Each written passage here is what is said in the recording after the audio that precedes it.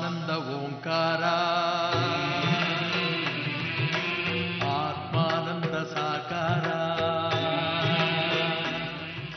ನಮಸ್ಕಾರ ವೀಕ್ಷಕರೇ, ಶುಭೋದಯ. ತಮ್ಮೆಲ್ಲರಿಗೂ ಓಂಕಾರ ಕಾರ್ಯಕ್ರಮಕ್ಕೆ ಪ್ರೀತಿಯ ಅತ್ಯಾತ್ಮೀಯ ಸ್ವಾಗತ, ಸುಸ್ವಾಗತ.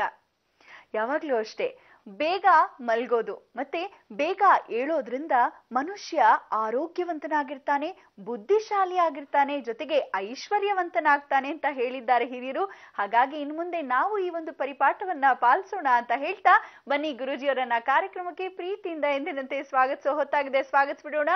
ಶ್ರೀಯುತರು ಖ್ಯಾತ ಜ್ಯೋತಿಷ್ಯರು, ಸಂಖ್ಯಾ ಶಾಸ್ತ್ರಜ್ಞರು, ಸದಾದೇವಿಯ ಉಪಾಸಕರು ಹಾಗೂ ವೈಬ್ರೇಷನ್ ಗುರುಗಳು ಶ್ರೀ ಶ್ರೀ ರವಿಶಂಕರ್ ಗುರೂಜಿಯವರು. ಗುರುಜಿ ನಮಸ್ಕಾರ. ಓಂಕಾರ ಕಾರ್ಯಕ್ರಮಕ್ಕೆ ಪ್ರೀತಿಯ ಸ್ವಾಗತ ಗುರುಜಿ ತಮಗೆ. ನಮಸ್ತೆ ಶಂಕರ.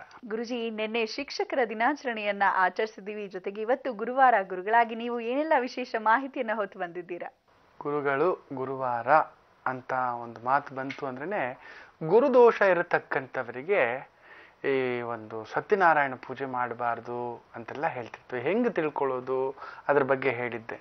ಗಂಡು ಸಂತಾನವಿಲ್ಲದೆ ಇರೋದು, ಸಂತಾನವೇ ಇಲ್ಲದೆ ಇರತಕ್ಕಂಥದ್ದು, ಶ್ರೇಷ್ಠ ಸಂತಾನ ಇಲ್ಲದೆ ಇರತಕ್ಕಂಥದ್ದು, ಕುಟುಂಬ ಇಲ್ಲದೆ ಇರತಕ್ಕಂಥದ್ದು, ಅವಿಭಕ್ತ ಕುಟುಂಬ ಒಡೆದು ಹೋಗಿರ್ತಕ್ಕಂಥದ್ದು, ವಿಭಕ್ತ ಕುಟುಂಬದಲ್ಲಿರ್ತಕ್ಕಂಥದ್ದು, ಪದೇ ಪದೇ ಕೋರ್ಟಿನ ಮೆಟ್ಲು, ಅನಾರೋಗ್ಯ ಸಮಸ್ಯೆ, ಪದೇ ಪದೇ ಅನಾರೋಗ್ಯ ಸಮಸ್ಯೆಗೋಸ್ಕರ ಡಾಕ್ಟರ್ ಹತ್ರ ಓಡೋದು, ಒಂದಲ್ಲ ಎರಡಲ್ಲ ಹಲವಾರು ಟ್ರೀಟ್ಮೆಂಟು, ಹಲವಾರು ಆಸ್ಪತ್ರೆ ಸುತ್ತಾಟ, ಸಾಲಗಳ ಬಾಧೆ, ಆ ಸಾಲ ತೀರಿಸಲು ಇನ್ನೊಂದು ಸಾಲ, ಸಾರ್ವಜನಿಕ ಅವಮಾನ, ಜೈಲು ಪಾಲು, ಪೊಲೀಸ್ ಸ್ಟೇಷನ್ ಮೆಟ್ಲು, ದೇಶಾಂತರ, ಪಲಾಯನ, ದುಡ್ಡು ತಗೊಂಡು ಓಡೋಗ್ಬಿಟ್ಟಿದ್ದಾರೆ, ಚೀಟಿ ವ್ಯವಹಾರದಲ್ಲಿ ಮುಳುಗಿಸಿದ್ದಾರೆ, ಯಾರಿಗೂ ಶೂರಿಟಿ ಕೊಟ್ಟು ಮೋಸ ಹೋಗಿಬಿಟ್ಟಿದ್ದೀರಾ, ಸುಮಾರು ಹಲವಾರು ವರ್ಷಗಳ ಕಾಲ ನಿಮ್ಮ ಜೊತೆಯಲ್ಲಿದ್ದವರೇ ನಿಮಗೆ ಬೆನ್ನಿಗೆ ಚೂರಿ ಹಾಕ್ಬಿಟ್ಟಿದ್ದಾರೆ. ಇವುಗಳೆಲ್ಲದರಲ್ಲಿ ಯಾವುದಾದ್ರೂ ಒಂದು ನಿಮ್ಮ ಜೀವನದಲ್ಲಿ ನಡೆದಿತ್ತೋ ಕನ್ಫರ್ಮ್ ನೀವು ಗುರುದೋಷಕ್ಕೆ ಪಾತ್ರರಾಗಿದ್ದೀರಾ. ಆ ದೋಷದಲ್ಲಿ ನೀವಿದ್ದೀರಾ. ಹೆಂಗೆ ಕುಜು ದೋಷ ಅಂದ್ರೆ ಒಂದು, ಶನಿ ದೋಷ ಅಂದ್ರೆ ಒಂದು, ರಾಹು ಕೇತು ದೋಷ ಅಂದ್ರೆ ಒಂದು, ಸೂರ್ಯ ಚಂದ್ರ ದೋಷ ಅಂದ್ರೆ ಒಂದು, ಬುಧ ದೋಷ ಅಂದ್ರೆ ಒಂದು ಅಂತ ಹೇಳ್ತೀವೋ, ಈ ಗುರು ದೋಷದಲ್ಲೂ ಕೂಡ ಇಂಥ ಒಂದು ಸಾಧ್ಯತೆಗಳು ಹೆಚ್ಚು.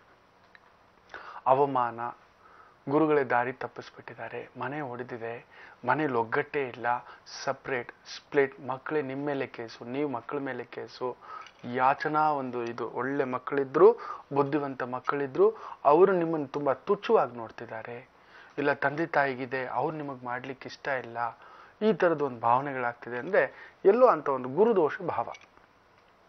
ಅಂತ ಒಂದು ಗುರುದೋಷದವರಿಗೆ ಈ ಕೋರ್ಟಿನ ವ್ಯವಹಾರಗಳಲ್ಲಿ ಸಮಸ್ಯೆ ಇರ್ತಕ್ಕಂಥವ್ರಿಗೆ ಒಂದು ವಿಶೇಷವಾದಂಥ ದೀಪಾರಾಧನೆ ಇವತ್ತು ಹೇಳ್ಕೊಡ್ತೇನೆ.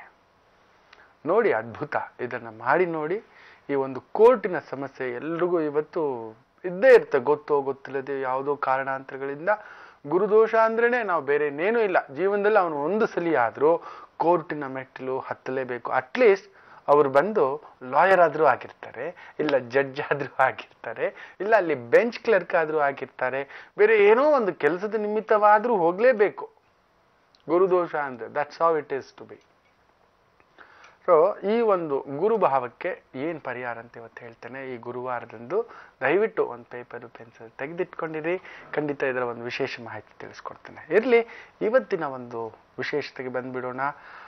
ಏನಿದೆ ಹೇಗಿದೆ ಎಲ್ಲರಿಗೂ ಅಂತ. ನಂದನನಾಮ ಸಂವತ್ಸರ, ದಕ್ಷಿಣಾಯನೆ, ಗುರುವಾರದ ಕೃಷ್ಣ ಪಕ್ಷದ ಷಷ್ಠಿ ತಿಥಿ, ಭರಣಿ ನಕ್ಷತ್ರ, ವ್ಯಾಘಾತ ಯೋಗ, ಗರಜಿಕರಣ. ನೋಡಿ, ಕೆಲವೊಂದು ದಾನಗಳ ಬಗ್ಗೆ ನೀವೆಲ್ಲ ದಾನ ಮಾಡ್ತಿರ್ತೀರ, ಪೂಜೆಗಳು ಮಾಡ್ತಿರ್ತೀರ, ಪರಿಹಾರಗಳು ಮಾಡ್ತಿರ್ತೀರ.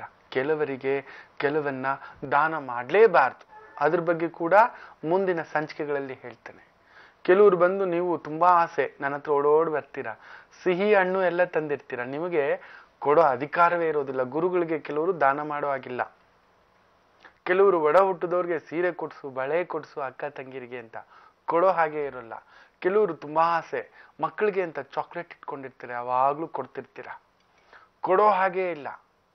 ಒಬ್ಬೊಬ್ಬರಿಗೊಂದೊಂದು ದಾನ ನಿಷಿದ್ಧ. ಕೊಡೋದಲ್ಲ, ಯಾವುದು ಕೊಡಬಾರ್ದು ಅನ್ನೋದು ಫಸ್ಟ್ ತಿಳ್ಕೊಳ್ಳಿ.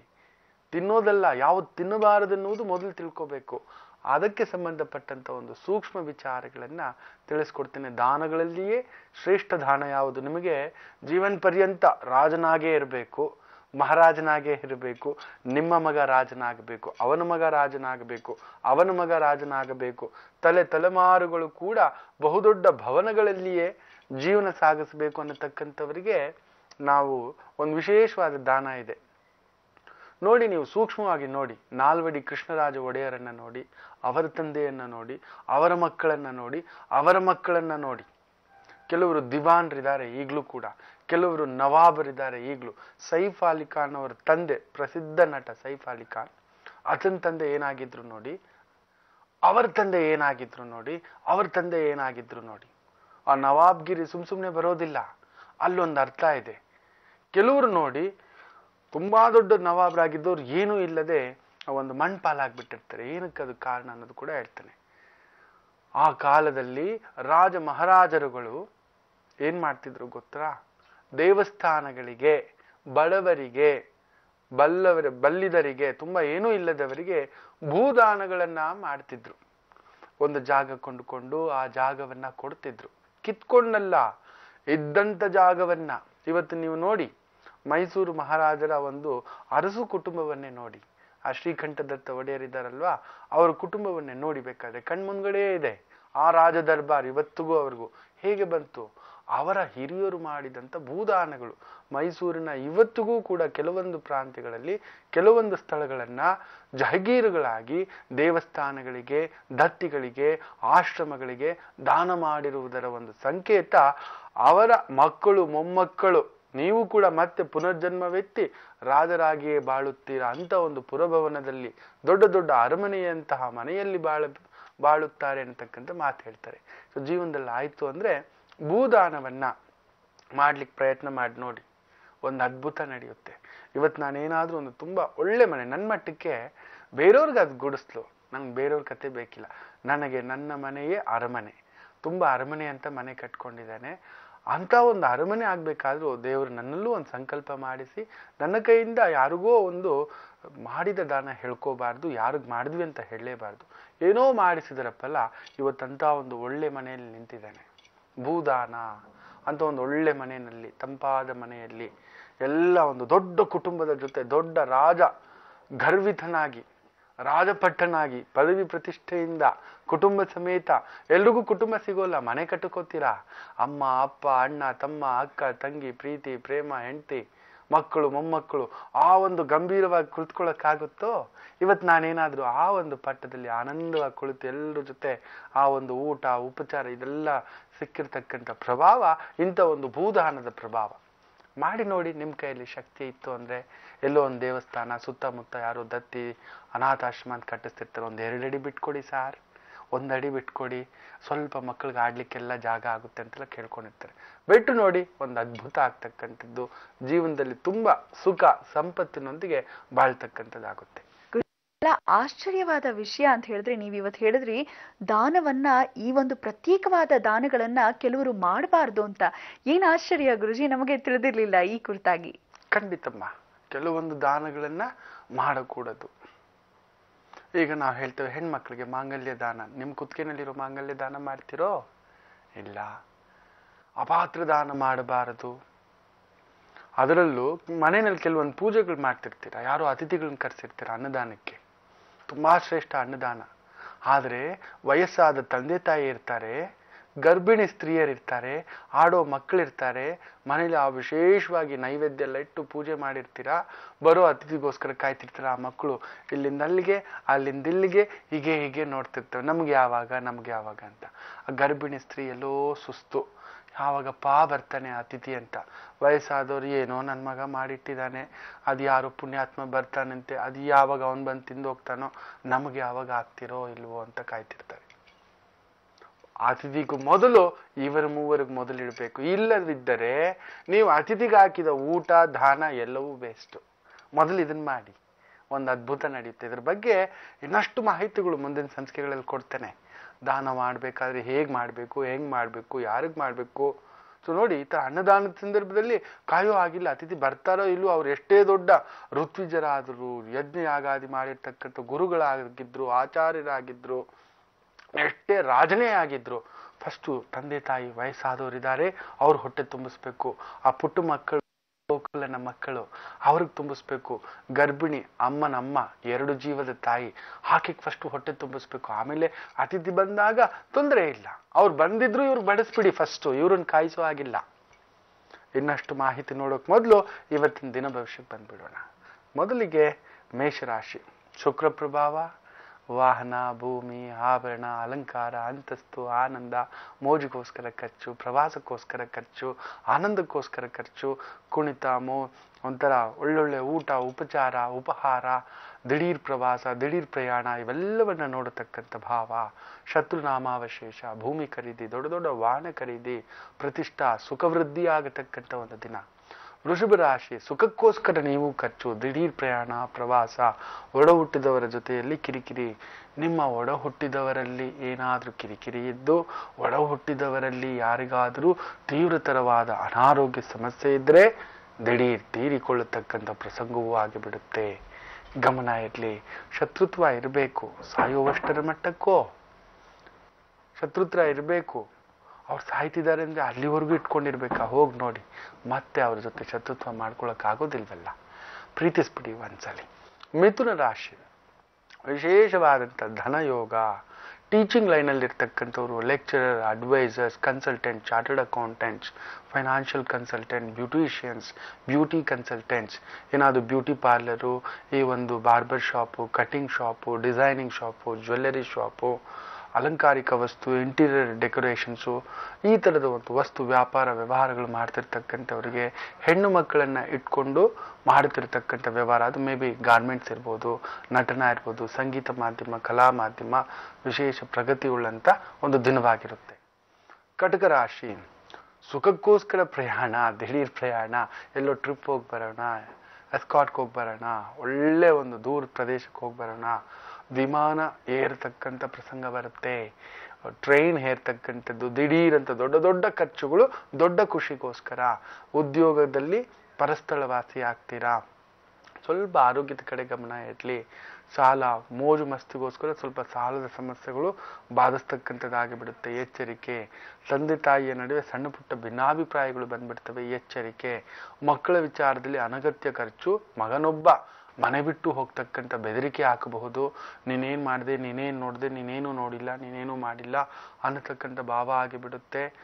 ಎಚ್ಚರಿಕೆ. ಮಕ್ಕಳ ಜೊತೆ ಇವತ್ತು ಸ್ವಲ್ಪ ವ್ಯವಹಾರಬದ್ಧರಾಗಿ ಮಾತಾಡಿ ಒಳ್ಳೇದಾಗ್ತಕ್ಕಂಥದ್ದು. ಗುರುಜಿ, ಈಗ ಕರೆ ಮಾಡಿದೀವಿ ಅಥಣಿಯ ಶಶಿಕಲಾ ಅವರಿಗೆ. ನಮಸ್ತೆ ಶಶಿಕಲಾ ಅವರೇ. ನಮಸ್ತೆ ಮೇಡಮ್. ಯಾರ ಬಗ್ಗೆ ಕೇಳ್ಬೇಕಿತ್ಮಾ? ನಮ್ ಯಜಮಾನ್ರ ಬಗ್ಗೆ ಕೇಳ್ಬೇಕಾಗಿತ್ತು. ಅವ್ರ ಹೆಸರನ್ನ ಹೇಳ್ತೀರಾ? ಸಂಜೀವ್ ಅಂತ. ಸಂಜೀವ್ ಅವ್ರು ಹುಟ್ಟಿದ ದಿನಾಂಕ 27/1/1979. ಸಮಯ ಸಮಯ ಗೊತ್ತಿಲ್ಲ ಮೇಡಮ್. 1 ರಿಂದ 12 ಒಳಗೆ ಒಂದು ಸಂಖ್ಯೆಯನ್ನ ಹೇಳಿ. 9. ಶಶಿಕಲಾ ಅವರೇ, ಗುರುಜಿ ಇದಾರೆ, ಮಾತಾಡಿಮ್ಮ. ಹಾ, ನಮಸ್ತೆ ಗುರುಜಿ. ನಮಸ್ತೆ ಶಂಕರ. ಚೆನ್ನಾಗಿ ಗುರುಜಿ, ಹೇಳಿ. ನಮ್ಮ ಯಜಮಾನ್ರ ಬಗ್ಗೆ ಕೇಳಬೇಕಾಗಿತ್ತು. ಅವರು ಮೊದ್ಲು ಎಕ್ಸ್ ಸರ್ವಿಸ್ ಮೆನ್ ಸೊಸೈಟಿಯಲ್ಲಿ ಕೆಲಸ ಮಾಡ್ತಿದ್ರು ಗುರುಜಿ. ಆಮೇಲೆ ಅದು ಬಿಟ್ಟು ಬೇರೆ ಸೊಸೈಟಿಗೆ ಹೋಗಿದ್ದಾರೆ ಈಗ. ಆದ್ರೆ ಅಲ್ಲಿ ಚೇರ್ಮನ್ ರಾಜಶೇಖರ್ ಮೋಪ್ಗಾರ್ ಅಂತ ಸರ್, ಅವರು ಅವ್ರ ಮೇಲೆ 32 ಲಕ್ಷ ಅಪಾದನೆಯನ್ನ ಹೊರಿಸಿದ್ದಾರೆ. ಇದರಿಂದ ಅವರು ಹೊರಗೆ ಬರ್ತಾರೋ ಹೇಗೋ? ಖಂಡಿತ ಹೊರಗಡೆ ಬರ್ತಾರೆ. ಆದರೆ ಗುರು ವಕ್ರ ನೋಡಿ, ನಾನು ಆಗಾಗ ಹೇಳ್ತಿರ್ತೇನೆ, ಕಾರ್ಯಕ್ರಮದ ಆರಂಭದಲ್ಲೇ ಹೇಳ್ದೆ, ಅಪವಾದಗಳಾಗುವುದು, ಸಾರ್ವಜನಿಕ ದುಡ್ಡನ್ನು ತಗೊಂಡು ಓಡೋಗ್ಬಿಟ್ಟಿದ್ದಾರೆ ಅನ್ನತಕ್ಕಂಥದ್ದು, ಸಾಲಗಳ ಸುಳಿ ಸಿಗ್ತಕ್ಕಂಥದ್ದು, ದುಡ್ಡು ತಗೊಂಡು ಹೋಗ್ಬಿಟ್ಟಿದ್ದಾರೆ, ಚೀಟಿ ದುಡ್ಡು, ಫೈನಾನ್ಸ್ ದುಡ್ಡು ಅನ್ನತಕ್ಕಂಥದ್ದು, ಈ ತರದ ಒಂದು ಅಪವಾದಗಳು ಬರುತ್ತೆ ಅಂದ್ರೆ ಅಲ್ಲೆಲ್ಲೋ ಗುರುದೋಷ ಇರಬೇಕು. ಈ ಜಾತಕದಲ್ಲಿ ಅದೇ ಗುರುದೋಷ. ಅದರಿಂದಲೇ ಇವರು ನೋಡಿ ಪಾಪ 1 ರೂಪಾಯಿ ತಿಂದಿಲ್ಲ ತಾಯಿ. ಲೆಕ್ಕಿಗರಾಗಿ ಸಹಾಯಕರಾಗಿ ಕೆಲಸ ಮಾಡಿದ್ದಕ್ಕೆ ಇವರ ಮೇಲೆ ಬಂದಿರತಕ್ಕಂಥ ಅಪವಾದ ಇದು. ಹೌದು? ನಾನು ಕೇಳಿದ ಪ್ರಶ್ನೆ ನಿಜವೋ? ಸರಿ. ಆ ಗುರು ವಕ್ರನಿಗೆ ಕಾರ್ಯಕ್ರಮದ ಕೊನೆಯವರೆಗೂ ನೋಡಿ ಇಂಥ ಒಂದು ಅಪವಾದಗಳು, ಕೋರ್ಟಿನ ಸಮಸ್ಯೆಗಳು, ಸಾರ್ವಜನಿಕ ಅಪಮಾನಗಳು, ಯಾವುದೋ ಈ ತರ ದುಡ್ಡು ಕಾಸಿನ ವಿಚಾರದಲ್ಲಿ ಮೋಸ ಹೋಗಿರೋದು, ಹೋಗ್ತಾ ಇರೋದು, ಈ ತರದ್ದು ಏನಾದ್ರೂ ಒಂದು ತಲೆ ಮೇಲೆ ತುಂಬಾ ಒಂಥರ ನಾವು ನೋಡಿ ತಿಂದಿಲ್ಲ, ಕದ್ದಿಲ್ಲ, ತಗೊಂಡಿಲ್ಲ, ಆದ್ರೂ ಈ ತರ ಅಪವಾದ ಬಂದ್ಬಿಟ್ರೆ ಸಾಮಾನ್ಯರಿಗೆ ತಟ್ಕೊಳಕ್ ಆಗೋದಿಲ್ಲ. ನಿಂತ ನೆಲವೇ ಕುಸಿದೋಯ್ತಾ, ಇದು ಯಾಕಪ್ಪ ಈ ತರ ಆಯ್ತು ಅನ್ನತಕ್ಕಂಥದ್ದು. ಇದಿಷ್ಟು ಸುಮಾರು ಒಂದು 7-8 ತಿಂಗಳು ಇಲ್ಲ 11 ತಿಂಗಳ ನಡುವೆ ನಡೆದಿರ್ತಕ್ಕಂಥ ಭಾವ ಈ ಸಮಸ್ಯೆಯಿಂದ ಹೊರಗಡೆ ಬರ್ತಾರೆ. ಯೋಚನೆ ಮಾಡಬೇಡಿ, ನಾ ಹೇಳಿದ್ದನ್ನು ಮಾಡಿ ಕಾರ್ಯಕ್ರಮವನ್ನು ಕೊನೆವರೆಗೂ ವೀಕ್ಷಿಸಿ. ವಿಶೇಷವಾದಂಥ ಪರಿಹಾರ ಇದೆ. ಒಳ್ಳೆದಾಗ್ಲಿ. ಓಂಕಾರ ಕಾರ್ಯಕ್ರಮ. ಬನ್ನಿ ಗುರುಜಿ ಅವ್ರು ಏನ್ ಹೇಳ್ತಾರೆ ಕೇಳ್ಬಿಡೋಣ. ಗುರುಜಿ, ಈ ಒಂದು ಗುರುವಾರ ಭರಣಿ ನಕ್ಷತ್ರ ಅಲ್ವೋ, ಶುಕ್ರನ ನಕ್ಷತ್ರ. ಆ ಶುಕ್ರನ ಪರಿಪೂರ್ಣ ಛಾಯೆ ಇದ್ದಿದ್ರಿಂದಲೇ ಆ ಕೃಷ್ಣನಾಗಿ ನಿಂತಿದ್ದು ಅನ್ನತಕ್ಕಂಥದ್ದು. ಎಷ್ಟೋ ಜನ ಕೃಷ್ಣ ಜನ್ಮಾಷ್ಟಮಿಗೆ ಕೃಷ್ಣನ ದರ್ಶನಕ್ಕೆ ಹೋಗ್ಲಿಕ್ಕಾಗ್ಲಿಲ್ಲ ಗುರುಗಳೇ, ಉಡುಪಿಗಂತೂ ಹೋಗ್ಲಿಕ್ಕಾಗ್ಲಿಲ್ಲ, ಅಷ್ಟು ದೂರ ನಮಗೆ ಸಿಗುತ್ತೋ ಇಲ್ಲವೋ ದರ್ಶನ, ಅಷ್ಟು ದೂರ ಹೋಗಿ ಹಾಗೆ ಹೀಗೆ ಅನ್ಕೊಂಡಿರೋರಿಗೆ ಒಂದು ವಿಶೇಷವಾದಂಥ ಅಷ್ಟೇ ಪುರಾತನವಾಗಿರ್ತಕ್ಕಂಥ 800 ವರ್ಷಗಳಿಗೂ ಹಳೆಯದಾಗಿರ್ತಕ್ಕಂಥ ತುಂಬು ವಿಸ್ಮಯಕಾರಿಯಾಗಿರ್ತಕ್ಕಂಥ ವಿಶೇಷವಾದಂಥ ಸಂತಾನ ವೇಣುಗೋಪಾಲ ಸ್ವಾಮಿ ದೇವಸ್ಥಾನ. ನಾಳಿದ್ದು ತುಂಬ ವಿಶೇಷವಾದಂಥ ಪೂಜೆ ಅಲಂಕಾರಗಳ ಸಂಭ್ರಮ ಇದೆ. ನಾಳೆ ಸಂಜೆಯಿಂದಲೇ ತುಂಬ ವಿಶೇಷ ಕಾರ್ಯಕ್ರಮಗಳಿದೆ. ನಾಳೆ ರಾತ್ರಿ 12 ಗಂಟೆ ಸುಮಾರಿಗೆ ಕೃಷ್ಣನ ಜನನದ ಆ ಒಂದು ತಿಥಿ ನಕ್ಷತ್ರದ ಪ್ರಕಾರ ಪೂಜೆ ಮಾಡಿಕೊಳ್ಳತಕ್ಕಂಥ ಒಂದು ಸಿದ್ಧತೆ ಇದೆ. ರಾತ್ರಿ 12 ಗಂಟೆಗೆ ಉಯ್ಯಾಲೆ ಸೇವೆ ಇದೆ ಭಗವಂತನಿಗೆ, ಬಂದು ಪಾಲ್ಗೊಳ್ಳಿ. ಶನಿವಾರ ಬೆಳಿಗ್ಗೆ 10-10ವರೆಗೆಲ್ಲ ಪುಷ್ಪಯಾಗದ ಕಾರ್ಯಕ್ರಮ ಇದೆ. ನಾನು ಪಾಲ್ಗೊಳ್ತಿದ್ದೇನೆ, ನೀವು ಬನ್ನಿ. ಅಲ್ಲಿಯೇ ಒಂದು ವಿಸ್ಮಯಕಾರಿಯಾಗಿರ್ತಕ್ಕಂಥ ಶಕ್ತಿ ದೇವರ ಬಗ್ಗೆ, ಈ ದೇವರ ಒಂದು ವಿಸ್ಮಯ. ಎಷ್ಟೋ ಜನಕ್ಕೆ ಮಕ್ಕಳಿಲ್ಲದವರಿಗೆ ಮಕ್ಕಳ ಒಂದು ಯೋಗ, ವರ್ಷಗಟ್ಟಲೆ ಆ ಒಂದು ಪವಾಡಗಳನ್ನ ಮಾಡಿರ್ತಕ್ಕಂಥ ಒಂದು ವಿಸ್ಮಯಕಾರಿ ದೇವಸ್ಥಾನ. ಆ ದೇವಸ್ಥಾನದ ಎದುರುಗಡೆ ಒಂದು ವಿಸ್ಮಯಕಾರಿ ವೃಕ್ಷವೂ ಇದೆ. ಆ ಒಂದು ದೃಶ್ಯವನ್ನ ನೋಡ್ಬೇಕು ಅಂದ್ರೆ ಇದೇ ಶುಕ್ರವಾರ ಶನಿವಾರ ಬನ್ನಿ. ಶನಿವಾರ ಬೆಳಿಗ್ಗೆ ನಾನು ಇರ್ತೇನೆ 10:30 ಸುಮಾರಿಗೆ. ನಿಮಗೆಲ್ಲರಿಗೂ ಆ ಭಗವಂತನ ದರ್ಶನ ಮಾಡಿಸ್ಲಿಕ್ಕೂ ಹಾಗೂ ಜೀ ಕನ್ನಡ ವಾಹಿನಿಯ ಪರವಾಗಿ ನಿಮಗೊಂದು ಸರ್ಪ್ರೈಸ್ ಗಿಫ್ಟ್ ಕೂಡ ಇರ್ತಕ್ಕಂಥದ್ದು. ಬನ್ನಿ, ಪಾಲ್ಗೊಳ್ಳಿ ಆ ಕೃಷ್ಣನ ವಿನೋದಾವಳಿಯ ಒಂದು ಆಚರಣೆಯಲ್ಲಿ. ಇರ್ಲಿ, ಇವತ್ತಿನ ದಿನ ಭವಿಷ್ಯಕ್ಕೆ ಬಂದ್ಬಿಡೋಣ. ಸಿಂಹರಾಶಿಯವರಿಗೆ ವಿಶೇಷವಾಗಿ ಇವತ್ತು ಸ್ತ್ರೀ ಸುಖ, ಪ್ರಣಯ ಸುಖ, ಪ್ರೀತಿ ಸುಖ, ಪ್ರೇಮ ಸುಖ, ಏನಾದ್ರೂ ಸಂಗಾತಿ ಜೊತೆ ಹೊರಗಡೆ ಹೋಗ್ಬೇಕು, ಅದರಲ್ಲೂ ಲವ್ ಮ್ಯಾರೇಜ್ ಮಾಡ್ಕೊಂಡಿರೋ ಸಿಂಹರಾಶಿ ಸಿಂಹ ಲಗ್ನದವರಿಗೆ ಇವತ್ತೊಂದು ದೊಡ್ಡ ಕಾಣಿಕೆ ಸಿಗ್ತಕ್ಕಂಥದ್ದು, ಒಳ್ಳೆ ವಸ್ತ್ರ ಆಭರಣ ಖರೀದಿ, ಮನೆಯಲ್ಲಿ ಪ್ರೀತಿ ಪ್ರೇಮ ವಿಚಾರ ಗೊತ್ತಾಗಿ ತುಂಬಾ ಒಂದು ಖುಷಿ ಪಡ್ತಕ್ಕಂಥದ್ದು, ಒಪ್ಪಿಗೆ ಆಗ್ತಕ್ಕಂಥದ್ದು, ಕುಟುಂಬದಲ್ಲಿ ಶುಭ ಕಾರ್ಯಕ್ಕೆ ಅಂಕುರಾರ್ಪಣೆ ಆಗ್ತಕ್ಕಂಥದ್ದು ಆಗುತ್ತೆ. ಕನ್ಯಾ ರಾಶಿ ಸ್ವಲ್ಪ ಸ್ತ್ರೀಗೋಸ್ಕರ ಖರ್ಚುಗಳು ಬರ್ತಕ್ಕಂಥದ್ದು, ಉದ್ಯೋಗಕ್ಕೋಸ್ಕರ ಖರ್ಚು, ಮಕ್ಕಳಿಗೋಸ್ಕರ ಖರ್ಚು, ಮಕ್ಕಳ ಅಲಂಕಾರಕ್ಕೋಸ್ಕರ, ಮಕ್ಕಳ ಶುಭ ಕಾರ್ಯಕ್ಕೋಸ್ಕರ, ಮಕ್ಕಳ ಒಂದು ಉಪನಯನ, ಮುಂಜಿ, ಮದುವೆ ಕಾರ್ಯ, ನಿಶ್ಚಿತಾರ್ಥ ಕಾರ್ಯ, ಹುಡುಗಿ ನೋಡೋ ಶಾಸ್ತ್ರ, ಹುಡುಗನ ನೋಡೋ ಶಾಸ್ತ್ರ, ವಾಹನ ಖರೀದಿನೋ, ಮಕ್ಕಳ ಒಂದು ವಿದ್ಯಾಭ್ಯಾಸಕ್ಕೋ, ಹೈಯರ್ ಎಜುಕೇಷನ್ಗೋ ಸ್ವಲ್ಪ ಖರ್ಚು ವೆಚ್ಚಗಳ ಒಂದು ಬಾಬತ್ತಾದ್ರೂ ಮಕ್ಕಳ ಒಂದು ಅಭಿವೃದ್ಧಿ ಅಲ್ವಾ ಅಂತ ಒಂದು ತೃಪ್ತಿ ಪಡ್ತಕ್ಕಂಥ ದಿನವೂ ಆಗಿರುತ್ತೆ. ತುಲಾ ರಾಶಿ ಸ್ವಲ್ಪ ಕಳತ್ರ ದೋಷವಾಗ್ತಕ್ಕಂಥ ಒಂದು ಭಾವ, ಶುಭ ಕಾರ್ಯಗಳು ವಿಘ್ನ ಆಗ್ತಕ್ಕಂಥದ್ದು, ನಿಂತು ಹೋಗ್ತಕ್ಕಂಥದ್ದು, ಯಾರೋ ಸ್ತ್ರೀಯರು ಸ್ವಲ್ಪ ಉರಿಯೋ ಬೆಂಕಿಗೆ ತುಪ್ಪ ಹಾಕೋದು, ಏನಾದರೂ ಅಪವಾದಗಳು ಬಂದ್ಬಿಡ್ತಕ್ಕಂಥದ್ದು, ಮನೆಯಲ್ಲಿ ನಡೀತಿರ್ತಕ್ಕಂಥ ಒಂದು ಮದುವೆ ಕಾರ್ಯಗಳಿಗೆ ಇಲ್ಲದ ಅಪವಾದಗಳು, ಏನೋ ಸಮಸ್ಯೆಗಳು, ಹುಡುಗ ಸರಿ ಇಲ್ಲಂತೆ, ಹುಡುಗಿ ಸರಿ ಇಲ್ಲಂತೆ, ಕ್ಯಾರೆಕ್ಟರ್ ಇಲ್ವಂತೆ, ಅವ್ರ ಹತ್ರ ಬ್ಯಾಕ್ಗ್ರೌಂಡ್ ಇಲ್ವಂತೆ, ದುಡ್ಡಿಲ್ವಂತೆ, ಅದು ಇದು ಅಂತ ಯಾವುದೋ ಒಂದು ಅಡ್ಡಿ ಆತಂಕ ಮನೆಯಲ್ಲಿ.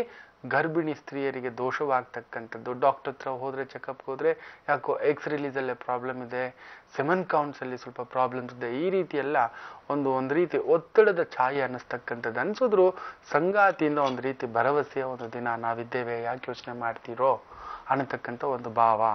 ವೃಶ್ಚಿಕ ರಾಶಿ ಸ್ವಲ್ಪ ಇವತ್ತು ಈ ಒಂದು ಶುಗರ್ ಪ್ರಾಬ್ಲಮ್ಸ್ ಏನಾದರೂ ಇದ್ರೆ, ಹೆಲ್ತ್ ಇಶ್ಯೂಸ್ ಏನಾದರೂ ಇದ್ರೆ, ಮಂಡಿ ನೋವು, ಜಾಯಿಂಟ್ ಪೇನ್ಸು, ಬ್ಯಾಕ್ ಪೇನು, ಈ heart problem, cough problem, migraine problem, sinus problem, ಈ ಥರ ಏನಾದರೂ ಇದ್ರೆ ಉಲ್ಪಣಿಸ್ತಕ್ಕಂಥದ್ದಾಗುತ್ತೆ. ವಸ್ತು ಕಳ್ಕೊಳ್ಳೋದು, ಆಭರಣ ಕಳ್ಕೊಳ್ಳೋದು, ಬಂಗಾರ ಕಳ್ಕೊಳ್ಳೋದು, ಬೆಳ್ಳಿ ಕಳ್ಕೊಳ್ಳೋದು, ವಾಹನಕ್ಕೆ ಏನಾದರೂ ರಿಪೇರಿ ಆಗೋದು, ನಿಮಗೆ ಸಂಗಾತಿ ಇದ್ದು ಆಕೆಗೆ ಏನಾದರೂ ಒಂದು ಸೊಂಟದಲ್ಲಿ ನೋವು, ಉಳ್ಕೋದು, ಒಡ ಹುಟ್ಟದ ಸಹೋದರ ಸಹೋದರಿಯರಲ್ಲಿ ಏನಾದರೂ ಕಿರಿಕಿರಿಯ ಒಂದು ಮನಸ್ತಾಪ, ಅವರ ಶುಭ ಕಾರ್ಯಗಳು ವಿಘ್ನ, ಇವುಗಳ ಒಂದು ಛಾಯೆಯನ್ನು ನೋಡ್ತಕ್ಕಂಥದ್ದಾಗುತ್ತೆ.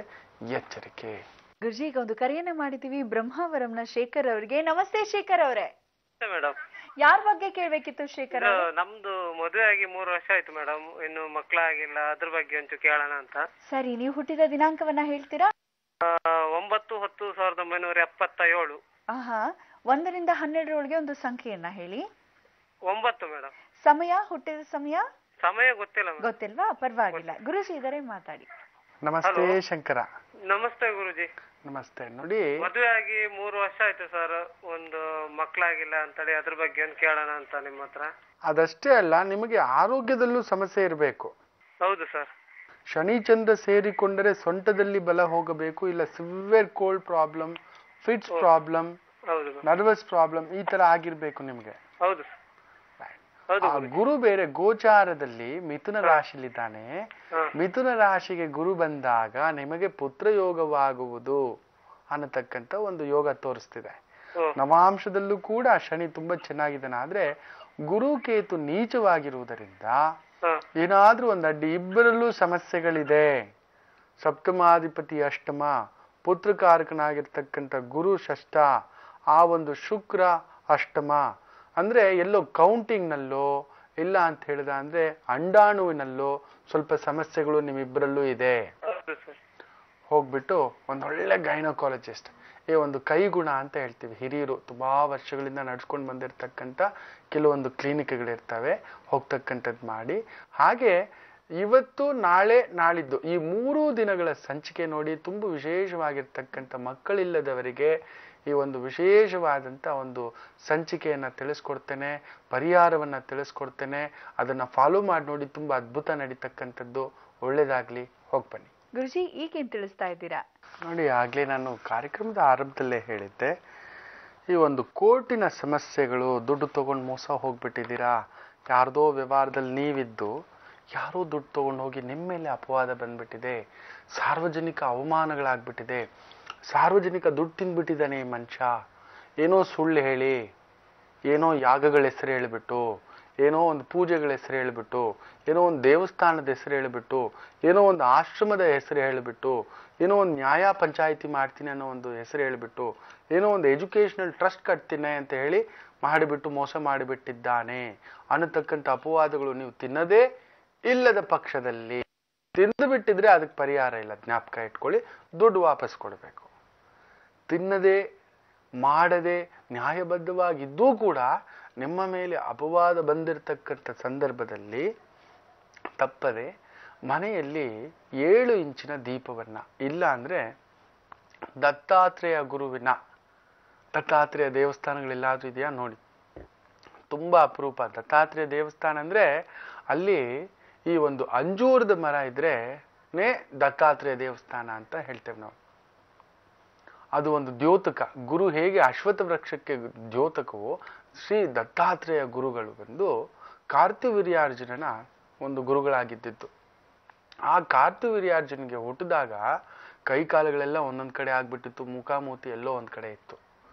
ಅವ್ರ ತಂದೆ ಓಡೋಗಿ ಆ ಗುರುವಿನ ಪಾದಕ್ಕೆ ಹಾಕ್ತಾರಂತೆ, ಎಂಥ ಮಗು ಸಿಕ್ಬಿಟ್ಟಿದೆ ಭಗವಂತ, ನೀವೇ ದಾರಿ ತೋರಿಸೊಂದಾಗ ತಮ್ಮ ಮಂತ್ರಶಕ್ತಿಯನ್ನೆಲ್ಲ ದಾರೆ ಎರೆದು ಸಹಸ್ರ ಬಾಹುಗಳನ್ನಾಗಿ ಮಾಡಿಬಿಡ್ತಾರಂತೆ.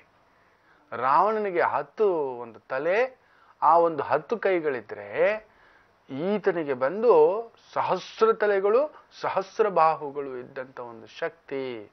ರಾವಣನನ್ನ ಸುಮ್ಮನೆ ಒಂದು ಕೀಟ ಹೊಡೆದಾಕಿರ್ತಾನಂತೆ, ಆ ಒಂದು ಶಕ್ತಿ ಇರುತ್ತಂತೆ.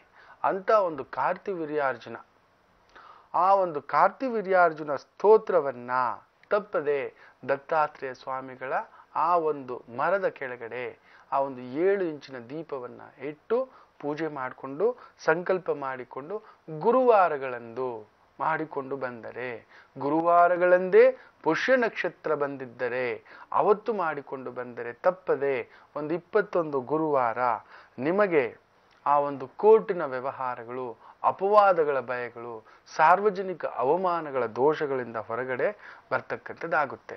ದತ್ತಾತ್ರೇಯ ಸ್ವಾಮಿಗಳ ದೇವಸ್ಥಾನ ಇಲ್ಲ ಗುರುಗಳೇ, ನಮ್ಮ ಕಡೆ ಅಂಜೂರದ ಮರ, ನಮ್ಮ ಕಡೆ ಅತ್ತಿ ಮರ ಅಂತೇವೆ, ಆ ಹಣ್ಣೊಳಗಡೆ ಹುಳ ಇರುತ್ತೆ ನೋಡಿ. ಭಗವಂತನ ಸೃಷ್ಟಿ ಒಂದು ವಿಚಿತ್ರ ಅದ್ಭುತ.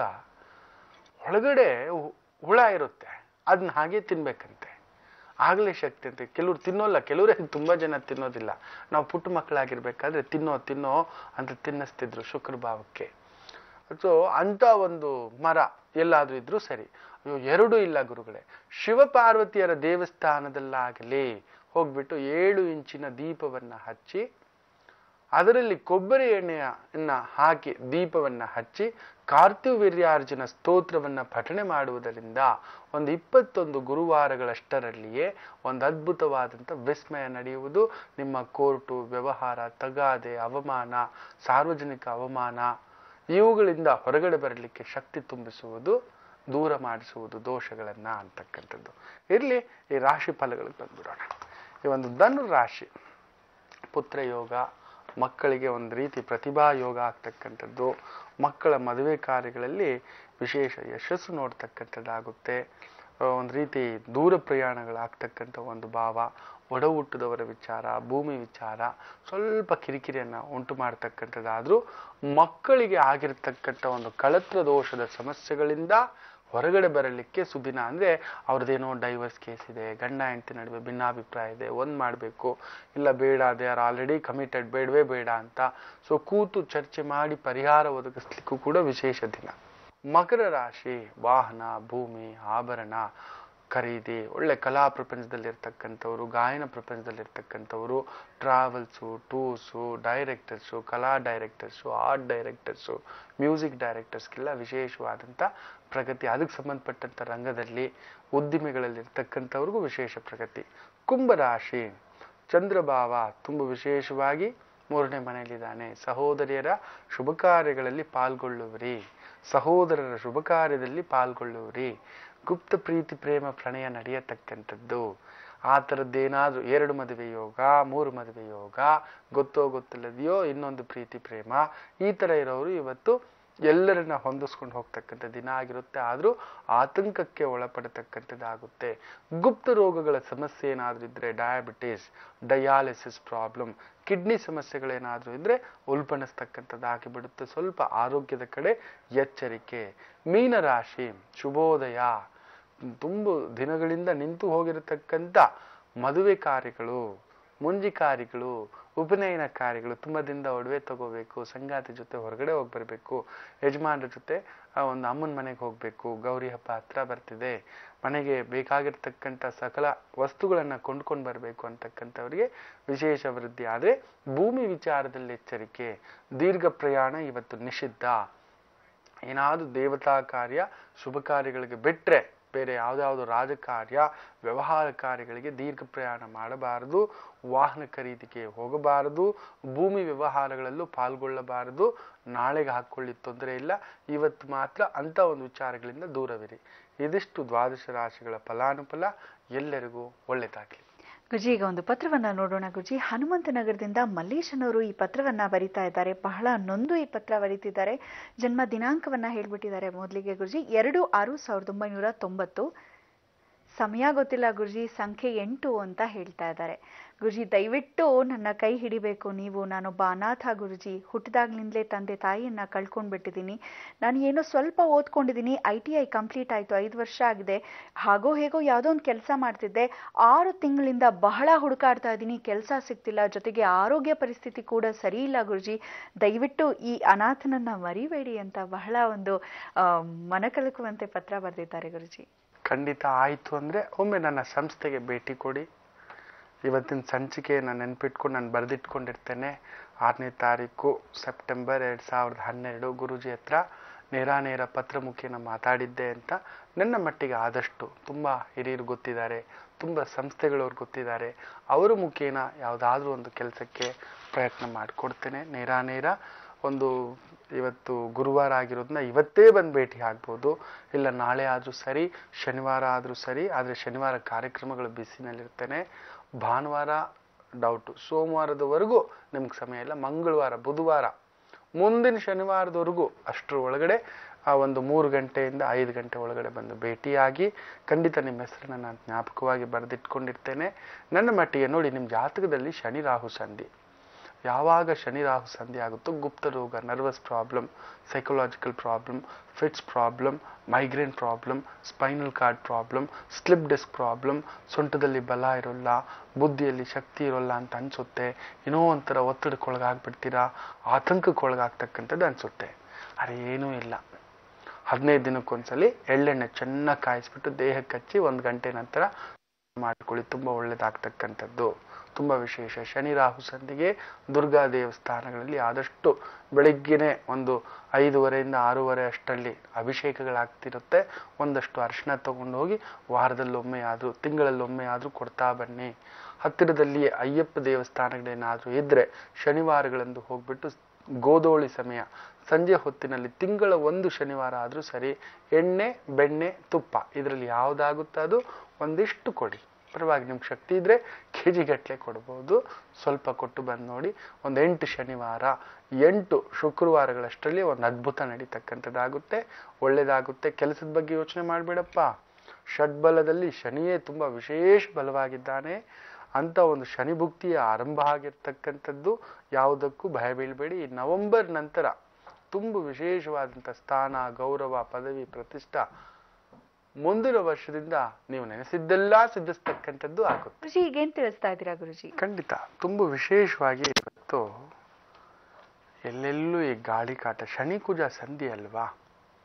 ಯಾವಾಗ ಶನಿ ಕುಜ ರಾಹು ಪಕ್ಕದಲ್ಲಿ ಬರ್ತಾರೋ ಒಂಥರ ಭಯಭೀತರು ಮಾಡಿಸೋದು ಜಾಸ್ತಿ. ಗಾಳಿ ಮಾತು, ಗಾಳಿ ಸುದ್ದಿ, ಒಂಥರ ಏನೋ ಅಪಪ್ರಚಾರಗಳು, ಅಪವಾದಗಳು. ಇವ್ರೀಗಂತೆ ಅವ್ರೀಗಂತೆ, ಇವ್ರು ಓಡೋದ್ರಂತೆ, ಇಲ್ಲೇನೋ ಪ್ರಳಯ ಆಗುತ್ತಂತೆ, ಇಲ್ಲೇನೋ ಬೆಂಕಿ ಬಿದ್ದಿದಂತೆ, ಇಲ್ಲೇನೋ ಸತ್ತೋಗ್ತಾರಂತೆ, ರಾತ್ರಿ ಮಲಗಿದವ್ರು ಬೆಳಿಗ್ಗೆ ಹೇಳೋದಿಲ್ವಂತೆ. ಈ ಥರ ಏನೋ ಒಂದು ಆತಂಕಗಳಿಗೆ ಒಳಪಡಿಸ್ತಕ್ಕಂಥ ಮಾತುಗಳು ಸುಮ್ಮನೆ ನಡೀತಿರುತ್ತೆ. ಸೊ ಅದರಲ್ಲೂ ಹೆಚ್ಚಾಗಿ ಶನಿ ಕುಜ ರಾಹು ಚಂದ್ರ ಏನಾದರೂ ಕೇತು ಪಕ್ಕದಲ್ಲಿ ಬಂದಾಗ ಒಂದು ರೀತಿ ವೈರಲ್ ಫೀವರ್ಸ್ ಕಾಣಿಸ್ಕೊಳ್ಳೋದು ಜಾಸ್ತಿ ಆಗ್ಬಿಡುತ್ತೆ. ಅಲ್ಲಲ್ಲಿ ವಿಷಮಶೀತ ಜ್ವರ, ದಡಾರ, ಕಾಲರ, ಮಲೇರಿಯಾ, ಫ್ಲೂ, ಟೈಫಾಯ್ಡು ಈ ಥರದ ಒಂದು ಸಮಸ್ಯೆಗಳು ಸ್ವಲ್ಪ ವೀಕ್ ಇರೋರ ಮೇಲೆ ಬೇಗ ದಾಳಿ ಇಡ್ತಕ್ಕಂಥ ಪ್ರಭಾವ ಆಗುತ್ತೆ. ಅಂಥ ಸಂದರ್ಭಕ್ಕೆ ಒಂದು ವಿಶೇಷವಾದಂಥ ಮನೆ ಮದ್ದನ್ನು ತಿಳಿಸ್ತೇನೆ. ಅದಕ್ಕೂ ಮೊದಲು ಒಂದು ಪತ್ರ ಓದ್ಬಿಡೋಣ. ಪಾಪ ದೂರದಿಂದ ಯಾರು ಪತ್ರ ಬರೆದಿದ್ದಾರೆ, ಅವ್ರ ಸಮಸ್ಯೆ ಏನು ತಿಳ್ಕೊಳ್ಳೋಣ, ನೋಡೋಣ. ಗುರುಜಿ, ಹೊನ್ನಾವರದ ಜೀವೋತ್ತಮ ಅನ್ನೋರು ಪತ್ರವನ್ನ ಬರೆದಿದ್ದಾರೆ. ಅವರ ಹುಟ್ಟಿದ ದಿನಾಂಕ 8/3/1994 ಅಂತ ಹೇಳ್ತಾ ಇದ್ದಾರೆ ಗುರುಜಿ. ಬೆಳಗ್ಗೆ 5:10ಕ್ಕೆ. ಗುರುಜಿ, ಇವರ ಸಮಸ್ಯೆ ಏನಂದ್ರೆ, ಗುರುಜಿ ನಾನು CET ಪರೀಕ್ಷೆಯನ್ನ ಬರೆದೆ ಕಳೆದ ವರ್ಷ. ಇಂಜಿನಿಯರಿಂಗ್ ಸೀಟ್ ಕೂಡ ಸಿಕ್ಕಿದೆ. ಮನೆಯಲ್ಲಿ ಅಷ್ಟು ಏನು ಸ್ಥಿತಿವಂತರಲ್ಲ ಗುರುಜಿ, ಬಹಳ ಬಡತನದಲ್ಲಿ ಬೆಳೆದವನು ನಾನು. ನಮ್ಮಪ್ಪ ಆದ್ರೂ ಕೂಡ ಕಷ್ಟಪಟ್ಟು ನನ್ನನ್ನು ಸೇರಿಸಿದ್ದಾರೆ. ಇಲ್ಲೇ ಬೆಂಗಳೂರಿನಲ್ಲಿ ಓದ್ತಾ ಇದ್ದೀನಿ ಗುರುಜಿ. ಆದ್ರೆ ಯಾಕೋ ಏನೋ ಓದೋದಕ್ಕೆ ಆಗ್ತಿಲ್ಲ. ಒಂದು ರೀತಿಯ ಭಯ, ಅಂಜಿಕೆ ಕಾಡ್ತಾ ಇದೆ. ಏನು ಬ್ಲ್ಯಾಂಕ್ ಆಗ್ಬಿಡ್ತೀನಿ ಗುರುಜಿ. ಯಾಕೆ ಹೀಗಾಗ್ತಿದೆ ನನಗೆ ದಯವಿಟ್ಟು ತಿಳಿಸ್ಕೊಡಿ, ನನ್ನ ಮೇಲೆ ಬಹಳ ಜವಾಬ್ದಾರಿ ಇದೆ ಅಂತ ಕೇಳ್ಕೊಳ್ತಿದ್ದಾರೆ. ಗೆಲ್ಲಲಾಗದವನಷ್ಟೇ ನೆಲ ಡೊಂಕು ಅಂತ ಹೇಳೋದು. ಕುಣಿಲಾರ್ದವಳು ನೆಲ ಡೊಂಕು ಅಂದ್ಲು ಅಂತ. It's all with in your self. ಎಲ್ಲವೂ ನಮ್ಮಲ್ಲಿಯೇ ಅಡಕವಿದೆ. ಕಾಮ ಕ್ರೋಧ ಮದ ಮಾತ್ಸರ್ಯ ಲಾಭ ದ್ವೇಷ ನಷ್ಟ ಎಲ್ಲ ನಮ್ಮಲ್ಲೇ ಇದೆ, ನಮ್ಮಲ್ಲಿಯೇ. ನಿಮ್ಮನ್ನು ನಾನು ಎಲ್ರಿಗೂ ಹೇಳೋದಿಷ್ಟೇ, 300 ಹೆಜ್ಜೆ ಇಡಿ ಅಂತ ಯಾವತ್ತೂ ಹೇಳಲ್ಲ, ಒಂದೇ ಸಲ ಆಗೋಲ್ಲ. ಇಟ್ ಕೊಲ್ಯಾಪ್ಸಸ್ ಅಷ್ಟೇ. ನೀವು ಮತ್ತೆ ಯಾವತ್ತೂ ಮಾಡೋದಿಲ್ಲ, ಹೆಜ್ಜೆ ಇಡೋದಿಲ್ಲ. ದಿನಕ್ಕೆ 2-3 ಹೆಜ್ಜೆ ಎಕ್ಸ್ಟ್ರಾ ಮಾಡಿ, 2-3 ಪೇಜ್ ಜಾಸ್ತಿ ಓದಿ, 2-3 ಪೇಜ್ ಜಾಸ್ತಿ ಬರ್ಕೊಳ್ಳಿ, 2-3 ಪ್ರಶ್ನೆಗೆ ಜಾಸ್ತಿ ಪ್ರಿಪೇರ್ ಆಗಿ ಅಷ್ಟೇ.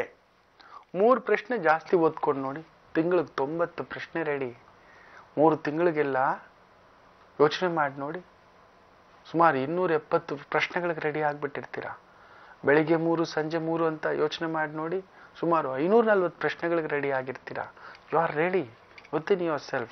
ಕುಜ ಶನಿ ಸಂಧಿ ನಿಮ್ಮ ಜಾತಕದಲ್ಲೂ, ಚಂದ್ರ ಬೇರೆ ವಿಶೇಷವಾಗಿ ಉತ್ತರಾಷಾಢ ನಕ್ಷತ್ರ. ಮಾತು ಬಲ್ಲವನಿಗೆ ರೋಗವಿಲ್ಲ ಅಂತ ಹೇಳ್ತೀವಿ. ತುಂಬಾ ಬುದ್ಧಿವಂತರೆ ಬೀಳುವುದು ಎಲ್ಲ ಅಂತ.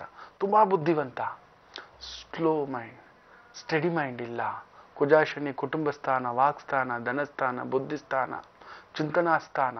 ಗುರು ಬೇರೆ ವಕ್ರ ಆದರೂ ಕೇಂದ್ರ ಸ್ಥಾನದಲ್ಲಿ ಚಂದ್ರನಿಂದ ಇರೋದ್ರಿಂದ ಸ್ವಲ್ಪ ತಡೆಯಾದ್ರೂ ಎದ್ದು ನಿಲ್ತಕ್ಕಂಥ ಭಾವ ಇದೆ. ನೀವು ನಿಂತ್ಕೋಬೇಕಷ್ಟೆ. ನಾನು ಆರಂಭ ಮಾಡಬೇಕನ್ನತಕ್ಕಂಥದ್ದು ಒಂದು ಸಲ ಬಂದ್ಬಿಡ್ತಂದ್ರೆ ಅದ್ಭುತಗಳು ಮಾಡ್ತೀರಾ.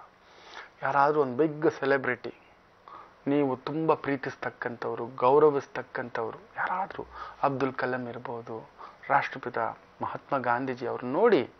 ಬರೀ 20 ಕೋಟಿ ಜನವನ್ನ ಅವತ್ತು ರೇಡಿಯೋ ಇಲ್ಲ, ಇಂಟರ್ನೆಟ್ ಇಲ್ಲ, ಕಂಪ್ಯೂಟರ್ ಇಲ್ಲ, TV ಇಲ್ಲ, ಏನೂ ಇಲ್ಲ. ಎಲ್ಲೋ ಕುಳಿತು ಆ ಅಜ್ಜಪ್ಪ 20 ಕೋಟಿ ಜನನ ಹೂಂಕಾರ ಮಾಡಿ ನಮಗೆ ಸ್ವಾತಂತ್ರ್ಯ ಕೊಡಿಸ್ತಾರೆ ಅಂದರೆ ಯಾವ ಜೀವ ಚಿಲುಮೆ ಅವರಲ್ಲಿತ್ತು. ಅವ್ರ ಹತ್ರ ಏನು ರಾವಣಂತರ 10 ತಲೆ ಇತ್ತೋ, ಕಾರ್ತಿವೀರ್ಯಾರ್ಜುನ ಹತ್ರ 1000 ಕೈಗಳಿತ್ತೋ? ಇಲ್ಲ. ಬರೀ ಅವರಲ್ಲಿದ್ದಂತಹ ತಾಳ್ಮೆ, ಆ ಅಹಿಂಸೆಯ ಗುಣ ಏನ್ ಬೇಕಾದ್ರೂ ಮಾಡ್ಬೋದು. ನಮ್ಮನ್ನು ನಾವು ಉತ್ತೇಜನ ಮಾಡ್ಕೊಳ್ಳಿಲ್ಲ ಅಂದ್ರೆ ನಾವೇ ಸೋಲೋದು. ನಾನು ಮಾಡ್ತೇನೆ, ಇನ್ನೊಂದು ಕೆಲಸ, ಇನ್ನೊಂದು 2 ನಿಮಿಷ ಮೊದಲು ಬಂದ್ಬಿಡ್ತೇನೆ, ಇನ್ನೊಂದು 2 ನಿಮಿಷ ಕರೆಕ್ಟ್ ಮಾಡ್ಕೋತೇನೆ, ಅಷ್ಟೇಪ್ಪ. ಅಷ್ಟೇ ಬೇಕಿರೋದು ಈ ಶನಿ ಕುಜನಿಗೆ. You are very good at ತಾಂತ್ರಿಕ ವಿಭಾಗದಲ್ಲಿ ತುಂಬಾ ಬುದ್ಧಿವಂತರು. ಸೊ ಅದಕ್ಕೆ ಸಂಬಂಧಪಟ್ಟಂಥದ್ದೇ ಒಂದು ಆದಷ್ಟು ಪರಿಶ್ರಮ every time. Correcting your self, correcting your self, trying your self, trying your self. ಅಲ್ಲೊಂದು 10 ಲಕ್ಷದ್ದು ಒಂದು $1 ಇದೆ ಅಂತ ಅನ್ಕೊಳ್ಳಿ, ಅಲ್ಲಿ ಕೋಟಿ ರೂಪಾಯಿನ ಒಂದು ಕಾರ್ ಇದೆ ಅನ್ಕೊಂಡು ಕೆಲಸ ಮಾಡಿ, ಅಲ್ಲಿ 100 ಕೋಟಿಯ ಒಂದು ಪ್ರಶಸ್ತಿ ಬರುತ್ತೆ ಅನ್ಕೊಂಡು ಮಾಡಿ, ಅಲ್ಲಿ ಸಾವಿರಾರು ಜನ ನನ್ನನ್ನು ಗೌರವಿಸ್ತಾರೆ ಅನ್ಕೊಂಡು ಪ್ರತಿನಿತ್ಯ ಮೋಟಿವೇಟ್. ಪ್ರಾಬಬಿಲಿಟಿ ಥಿಂಕಿಂಗ್ ಅಂತಾರೆ. ಈ ಪಾಸಿಟಿವ್ ಥಿಂಕಿಂಗ್ ಇಂತ probability thinking is beyond imagination ಅಂತಾರೆ. ಅಂದ್ರೆ ನಿಮ್ಮನ್ನ ಊಹಿಸ್ಕೊಳ್ತಕ್ಕಂಥದ್ದು. ನಿಮ್ಮನ್ನ ಆ ಸ್ಥಳದಲ್ಲಿ ನಾನಿದ್ರೆ ಹೇಗೆ ಮಾತಾಡಬಲ್ಲೆ, ನಾನಿದ್ರೆ ಹೇಗೆ ಪ್ರೆಸೆಂಟ್ ಮಾಡಬಲ್ಲೆ, ನಾನಿದ್ರೆ ಎಲ್ಲರೂ ನನ್ನನ್ನು ಹೇಗೆ ಗೌರವಿಸಬಲ್ರು, ನಾನಿದ್ರೆ ನನ್ನನ್ನು ಹೇಗೆ ಅಭಿಮಾನಿಸಬಲ್ರು, ನಾನು ಹಾಗಿದ್ರೆ ಆ ಕೆಲಸವನ್ನು ಯಾವ ಸಿಸ್ಟಮಲ್ಲಿ ಮಾಡ್ತಿದ್ದೆ ಅನ್ನತಕ್ಕಂಥದ್ದನ್ನ ಆಲೋಚನೆ ಮಾಡಲಿಕ್ಕೆ ಶುರು ಮಾಡ್ತಾ ಹೋಗಿ ನೋಡಿ, ನೀವು ಅಲ್ಲಿ ಬಂದೇ ಬರ್ತೀರಾ. ಅಷ್ಟೇ ಬೇಕಿರತಕ್ಕಂಥದ್ದು. ಈ ಶನಿ ಕುಜನಿಗೆ ಲಕ್ಷ್ಮೀನಾರಾಯಣ ಸ್ವಾಮಿ ದೇವಸ್ಥಾನಗಳಿಗೆ ಹೋಗಿ ಬರ್ತಾ ಇರ್ತಕ್ಕಂಥದ್ದು, ಇಲ್ಲ ಲಕ್ಷ್ಮೀ ನರಸಿಂಹ ದೇವಸ್ಥಾನಗಳಿಗೆ ಹೋಗಿ. ವಿಶೇಷ ನಿಮ್ಗೆ ಯಾವಾಗಾದ್ರೂ ಆಯ್ತು ಅಂದ್ರೆ, ಈ ಬಳೆಪೇಟೆಯಲ್ಲಿದೆ, ಹೊನ್ನಾಳಿ ಅಂತಿರಲ್ವಾ, ಅಲ್ಲೇ ಎಲ್ಲಾದ್ರೂ ಇದೆಯಾ ನೋಡಿ. ಬೆಂಗಳೂರು ಕಡೆ ಬಂದ್ರೆ ಹಲವಾರು ಕಡೆ ಇದೆ. ನರಸಿಂಹ ದೇವರಿಲ್ಲದ ಒಂದು ಊರುಗಳಿಲ್ಲ, ಈಗೆಲ್ಲ ಎಲ್ಲೆಲ್ಲೋ ಮಾಡ್ತಿದ್ದಾರೆ ನೋಡಿ. ಮಂಗಳವಾರಗಳಂದು ಇಲ್ಲ ಸ್ವಾತಿ ನಕ್ಷತ್ರಗಳಂದು ದಿನ ಹೋಗಿ ಆ ಭಗವಂತನಿಗೆ ಅಭಿಷೇಕದಲ್ಲಿ ಪಾಲ್ಗೊಳ್ಳಿ. ನಿಮ್ಮ ಶಕ್ತಿಯಾನುಸಾರ ಏನಾದ್ರೂ ಒಂದು ಸಿಹಿ ಅಡಿಗೆಯನ್ನ ಮಾಡಿಕೊಂಡು, ಒಂದು ರವೆ ಉಂಡೆ ಆದ್ರೂ ಸರಿ, ಒಂದು 5 ಜನಕ್ಕೆ ತಗೊಂಡೋಗಿ ಪುಟ್ಟದಾಗಿ ಮಾಡಿ ಹಂಚಿ ಬನ್ನಿ. ಖಂಡಿತ ಯಶಸ್ಸು ಪಡಿತಕ್ಕಂಥದ್ದು ಆಗುತ್ತೆ. ಇರ್ಲಿ ವೀಕ್ಷಕರೇ, ನಾನು ಆಗ್ಲೇ ಹೇಳ್ತಿದ್ದೆ, ಈ ಮನೆ ಮದ್ದು ಸ್ವಯಂ ವೈದ್ಯ ಅನ್ನತಕ್ಕಂಥದ್ದು ನಾನು ನಿಮ್ಗೆ ತಿಳಿಸ್ಕೊಡ್ತೀನಿ. ಅದರಲ್ಲಿ ಫ್ಲೂ ಜ್ವರ, ಟೈಫಾಯ್ಡ್ ಜ್ವರ, ಅಲ್ಲಲ್ಲಿ ವೀಸಿಂಗ್ ಪ್ರಾಬ್ಲಮ್ ಆಗ್ತಿದೆ, ಥಂಡಿ ಪ್ರಾಬ್ಲಮ್ ಆಗ್ತಿದೆ, ಬಿಟ್ಟು ಬಿಟ್ಟು ಜ್ವರ ಬರ್ತಿದೆ, ದಡಾರ ಆಗ್ತಿದೆ, ಮಲೇರಿಯಾ ಅನ್ನಿಸ್ತಿದೆ, ಈ ಥರ ಏನೋ ಆತಂಕಕ್ಕೆ ಒಳಪಟ್ಟಿರ್ತಕ್ಕಂಥವ್ರು, ಸ್ವಲ್ಪ ಜ್ವರದ ಫೀಲಿಂಗ್ ಇರೋರಿಗೆ ಒಂದು ಅದ್ಭುತವಾದಂಥ ಮನೆ ಮದ್ದು ಹೇಳ್ಕೊಡ್ತೇನೆ. ಸ್ವಲ್ಪ ಒಂದು ತುಳಸಿ ಎಲೆ ಸಿಗುತ್ತಾ ನೋಡಿ, ಕೃಷ್ಣ ತುಳಸಿ ನೋಡಿ. ತುಳಸಿಗಳಲ್ಲಿ ಹಲವಾರು ವಿಧ ಇದೆ. ರಾಮ ತುಳಸಿ ಇದೆ, ಕೃಷ್ಣ ತುಳಸಿ ಇದೆ, ಒಂದು ಬಿಳಿ ತುಳಸಿ ಇದೆ, ಐರಾವತ ತುಳಸಿ ಅನ್ನತಕ್ಕಂಥದ್ದಿದೆ. ಒಂದೊಂದು ತುಳಸಿ ಒಂದೊಂದು ಅದ್ಭುತ. ಕೆಲವು ತುಳಸಿಯನ್ನ ಪೂಜೆಗೆ ಮಾತ್ರ ಬಳಸ್ತೀವಿ, ಕೆಲವು ತುಳಸಿಯನ್ನ ಆಯುರ್ವೇದಕ್ಕೆ ಮಾತ್ರ ಬಳಸ್ತೀವಿ, ಕೆಲವು ತುಳಸಿಯನ್ನ ಅಲಂಕಾರಕ್ಕೆ ಮಾತ್ರ ಬಳಸ್ತೀವಿ. ಈ ಥರದ್ದೆಲ್ಲ ಇದೆ. ಆ ತುಳಸಿ ಬಗ್ಗೆ ಹೇಳ್ತಾನೆ ಇನ್ನೊಂದು ದಿನ. ಅಂತ ಒಂದು ತುಳಸಿ ಎಲೆಯಲ್ಲಿ ಕೃಷ್ಣ ತುಳಸಿ ಒಂದು 10 ಎಲೆನ ತಗೊಳ್ತಕ್ಕಂಥದ್ದು. ಮೆಣಸಿನಕಾಳು 3, ಒಂದು 3-4 ತಗೊಳ್ಳಿ. ಅರೆದು ಬಿಟ್ಟು ಒಂದು ಇಷ್ಟು ನೀರು, ಒಂದು 4-5 ಚಮಚ ನೀರಿನಲ್ಲಿ ಚೆನ್ನಾಗಿ ಕಾಯಿಸ್ಕೊಳ್ಳೋದು. ಒಂದು ಸೌಟಲ್ಲಿ ಹಾಕ್ಕೊಂಡ್ಬಿಟ್ಟು ಚೆನ್ನಾಗಿ ಈ ಒಲೆ ಮೇಲೆ ಇಟ್ಕೊಂಡು ಕಾಯಿಸ್ಕೊಬಿಟ್ಟು ಇದನ್ನ ಡೈಲಿ 2 ಇಲ್ಲ 3 ಹೊತ್ತು 4-5 ದಿನ ಕಂಟಿನ್ಯೂಸ್ ಆಗಿ ಕುಡಿತಕ್ಕಂಥ. ಏನಾದ್ರು ತಿಂಡಿ ಆದ್ಮೇಲೆ ತಗೊಳ್ಳಿ.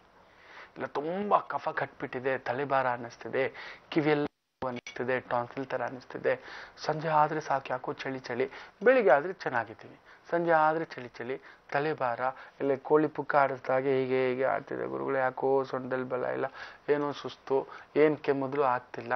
ಕೆಲವ್ರಿಗೆ ಹೇಳಿದ್ರೆ ಸರ್ವರೋಗಾಣಿಕಿ ಸಾರಾಯಿ ಮದ್ದು ಬಿಡಿ ಗುರುಗುಜೆ, ಅದೆಲ್ಲ ರೆಡಿ ಮಾಡ್ಕೊಬಿಡ್ತೀವಿ ಅಂತಾರೆ. ಅವೆಲ್ಲ ಹೋಗ್ಬೇಡಿ. ಅದು ಸ್ವಲ್ಪ ದಿನದ ಮಟ್ಟಕ್ಕಷ್ಟೇ, ಆಮೇಲೆ ಅದೇ ನಿಮ್ಮನ್ನು ಅಡಿಕ್ಟ್ ಮಾಡಿಟ್ಬಿಡುತ್ತೆ. ಇದನ್ನ ಮಾಡ್ಕೊಳ್ಳಿ. ಇನ್ನೊಂದ್ಸಲ ಹೇಳ್ತೇನೆ, ಕೃಷ್ಣ ತುಳಸಿ ಒಂದು 4ರಿಂದ ಒಂದು 10 ಎಲೆ ತಗೊಳ್ಳಿ, ಒಂದಿಷ್ಟು ಬೊಕ್ಸೆ ಅಷ್ಟು, ಒಂದು 4 ಕಾಳು, ಒಂದು ಮೆಣಸಿನ ಕಾಳು ತಗೊಂಡು ಅರೆದು ಬಿಟ್ಟು ಒಂದಿಷ್ಟು ನೀರು ಹಾಕ್ಕೊಳ್ಳಿ. ಅದನ್ನ ಒಂದು 4-5 ಸ್ಪೂನ್ ನೀರು ಹಾಕೊಂಡು ಒಂದು ಸೌಟ್ನಲ್ಲಿ ಹಾಕೊಂಡು ಒಲೆ ಮೇಲೆ ಇಟ್ಟುಬಿಡಿ. ಇಟ್ಬಿಟ್ಟು ಅದು ಚೆನ್ನಾಗಿ ಕುದಿಬೇಕು. ಆ ಬಿಸಿ ಬಿಸಿಯನ್ನ ಕುಡಿತಕ್ಕಂಥದ್ದು ಮಾಡಿ ನೋಡಿ. ಒಂದು ಅದ್ಭುತ. ದಿನಕ್ಕೆ 2-3 ಸಲ ತಗೊಂಡು ಸರಿ, ಬೆಳಿಗ್ಗೆ ಸಂಜೆ ರಾತ್ರಿ 4ರಿಂದ 5 ದಿನ. ಈ ಒಂದು malaria feeling, typhoid feeling, wheezing feeling, ಗಂಟ್ಲು ಕಟ್ಟಿದೆ, ಗಂಟ್ಲು ಕರ್ಕರ ಅಂತಕ್ಕಂಥದ್ದು ಅನ್ನಿಸ್ತಿದೆ, ಕಿವಿನಲ್ಲಿ ಏನೋ ನೋವು, ಕಿವಿ ಭಾರ, ತಲೆ ಭಾರ, ಕುತ್ತಿಗೆ ಭಾರ, ಮೈಕೆ ಭಾರ, ಏನೋ ಸಂಕಟ, ಶೂಲದಲ್ಲಿ ತಿವಿದ ಹಾಗೆ ಎಲ್ಲ ಸಮಸ್ಯೆಗಳಿಂದ ಹೊರಗಡೆ ಬರ್ತೀರಾ. ಈ ವಿಷಮ ಜ್ವರ, ಎಸ್ಪೆಷಲಿ ಈ ಟೈಫಾಯ್ಡ್, ಫ್ಲೂ, ಈ ಥರದ ಜ್ವರಗಳಿಂದ ಮುಕ್ತಿ ಪಡಿಲಿಕ್ಕೆ ವಿಶೇಷ ರಾಮಬಾಣ ಮನೇಲೆ ಮಾಡಿ ನೋಡಿ. ಖಂಡಿತ ಬರೆದು ಹೇಳ್ತಾರೆ. ಇದನ್ನ ನನ್ನ ಗುರುಗಳು ಅವರು ಒಂದು ಅದ್ಭುತವಾದಂಥ ಒಂದು ಪುಸ್ತಕ ಕೊಟ್ಟಿದ್ದಾರೆ, ಅದ್ರ ಮುಖೇನ ನಾನು ನಿಮ್ಗೆ ತಿಳಿಸ್ಕೊಡ್ತಿದ್ದೇನೆ. ಸೊ ನಿಮಗೂ ಇಂಥ ವಿಚಾರಗಳು ತಿಳಿದಿದೆಯಾ? ಖಂಡಿತ ಬರೆದು ಕಳಿಸಿ. ಇದೇ ವಿಚಾರಗಳನ್ನ ಎಲ್ರಿಗೂ ತಿಳಿಸ್ಕೊಡ್ಲಿಕ್ಕೆ ನಾನು ಪ್ರಯತ್ನ ಮಾಡ್ತೇನೆ. ಎಲ್ಲರಿಗೂ ಒಳ್ಳೆ ಗೊತ್ತಿದೆ ಅಲ್ವಾ? ಇದೇ ಶನಿವಾರ ಬೆಳಿಗ್ಗೆ 10 ವೇಣುಗೋಪಾಲ ಸ್ವಾಮಿ ದೇವಸ್ಥಾನ, ಲಿಂಗರಾಜಪುರ, ಡಾನ್ ಬಾಸ್ಕೋ ಚರ್ಚ್ ಹತ್ರ ಬರುತ್ತೆ. ಅದು ಭೇಟಿ ಆಗ್ತಿದ್ದೀವಿ. ಒಳ್ಳೇದಾಗ್ಲಿ. ಗುರುಜಿ, ಇತ್ತೀಚೆಗಂತೂ ಜ್ವರದ ಹಾವಳಿ ಹೆಚ್ಚಾಗಿರೋ ಸಂದರ್ಭದಲ್ಲಿ ಒಂದು ಒಳ್ಳೆಯ ಮನೆಮದ್ದನ್ನೇ ಸೂಚಿಸಿದ್ದೀರಾ. ನಮ್ಮ ಈ ಕಾರ್ಯಕ್ರಮಕ್ಕೆ ಆಗಮಿಸಿ ಇಷ್ಟೆಲ್ಲ ಒಳ್ಳೆಯ ವಿಚಾರಗಳನ್ನ ತಿಳಿಸಿದ್ದಕ್ಕಾಗಿ ಧನ್ಯವಾದಗಳು ಗುರುಜಿ. ನಮಸ್ತೆ ಶಂಕರ. ವೀಕ್ಷಕರೇ, ಹೊರಡೋ ಹೊತ್ತಾಗ್ತಿದೆ, ಆದ್ರೂ ಕೂಡ ಹೇಳೋದು ಮರೆಯೋದಿಲ್ಲ. ನೀವು ಕೂಡ ಮರಿಬೇಡಿ, ಯಾಕಂದ್ರೆ ಪ್ರತಿ ಶನಿವಾರ ಮತ್ತು ಭಾನುವಾರ ಗುರೂಜಿಯವರು ಎಷ್ಟೆಲ್ಲ ಒಂದು ಒಳ್ಳೆಯ ಮಾಹಿತಿಯನ್ನ ಪ್ರತಿದಿನವೂ ಹೇಳ್ತಾ ಇರ್ತಾರಲ್ವಾ, ಆಯ್ದ ಕೆಲವನ್ನ ಮರುಪ್ರಸಾರ ಮಾಡಲಾಗ್ತಿದೆ. ಶನಿವಾರ ಮತ್ತು ಭಾನುವಾರ ಬೆಳಗ್ಗೆ 8:30ಕ್ಕೆ ಪುಣ್ಯಕ್ಷೇತ್ರ ಕಾರ್ಯಕ್ರಮದ ಸಂಸ್ಕಾರ ವಿಭಾಗದಲ್ಲಿ ತಪ್ಪದೇ ನೋಡಿ ಅಂತ ಹೇಳ್ತಾ ಹೋಗ್ಬರ್ತೀವಿ. ನಿಮ್ಮ ಅಪ್ಪಣೆಯನ್ನ ಪಡಿತಾ ನಮಸ್ಕಾರಗಳೊಂದಿಗೆ. ಓಂ ಬ್ರಹ್ಮಾನಂದ ಓಂಕಾರ